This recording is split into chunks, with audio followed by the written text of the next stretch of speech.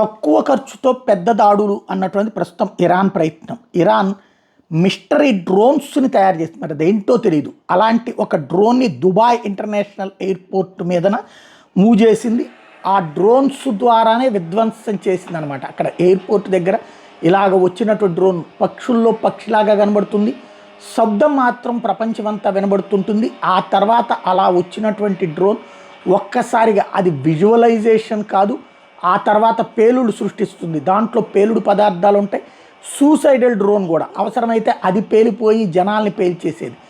అది అక్కడ పడిపోయిన తర్వాత, అక్కడ పేలిన తర్వాత వచ్చినటువంటి పెను విధ్వంసపు పొగలు మనకి స్పష్టంగా కనబడతాయి. తద్వారా ఇరాన్ చేస్తున్నటువంటిది అయితే దాడులు డ్రోన్ల ద్వారానే అన్నటువంటి విషయం చాలా స్పష్టంగా కనబడుతుంది. ఎక్కువగా డ్రోన్సే వాడుతుంది.